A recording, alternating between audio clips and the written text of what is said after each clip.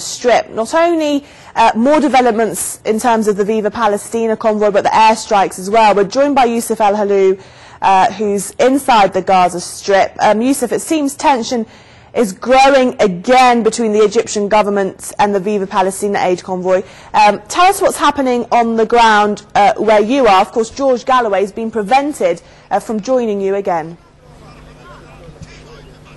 Now we are in the Rafah border crossing. As you can see behind me, the members of Viva Palestina Aid Convoy, they were asked actually to gather at the crossing here in order to leave Gaza as soon as possible. The Egyptian authorities, they gave 48 hours for the members of the convoy to stay in Gaza. But the tension is growing now after the British leader George Galloway, the leader of the aid convoy, he was delayed several hours in the crossing in the Egyptian side, and he was deported along with two members.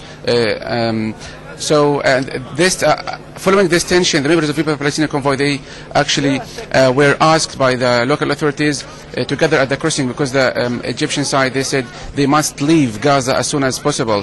So George Galloway was deported from the Rafah border crossing, and he was escorted by Egyptian police to the Cairo airport, and from there he was he took his flight back to the UK.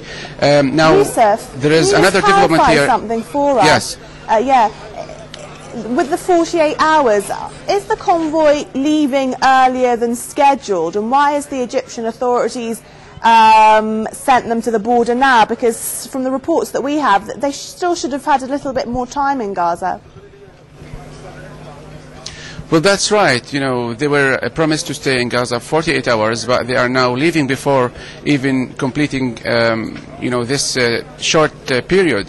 So it's frustrating, and it's, the members of the convoy are really angry from the way how the Egyptian authorities are treating them, and from the way the Egyptian authorities treated their leader. I was told that 7 members of the Viva Palestina Aid Convoy, they will be arrested by the Egyptian security if they leave Gaza. So Turkey is intervening right now, and the Turkish monitors and lawyers, they will be in the Egyptian side of the crossing in order to make sure none of those 7 members got arrested.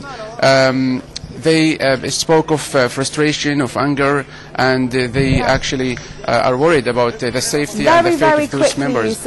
They will be escorted by Egyptian police from Rafah to Cairo airport. Very quickly, Yusuf, because we're very short for time. Tell us about these 7 members. Why have they been given a reason why they'll be arrested on the other side?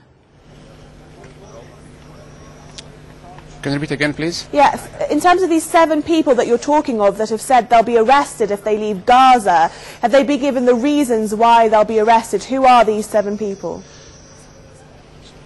Well, those 7 members, there is connection between, it's connected to the riot that took place in the Egyptian seaport of Al Arish a night before they were allowed to enter Gaza. As you may know, that some 60 or 50 members of the Viva Palestina Aid Convoy, they were injured, and many of them were arrested, and they got released hours before they were allowed to Gaza. So it's in response to the riot that happened inside the Egyptian soil. Okay, many thanks there, Yusuf Al-Halou, joining us there from inside the Gaza Strip. Tensions definitely mounting, and don't forget as well, there's been airstrikes on Gaza today too.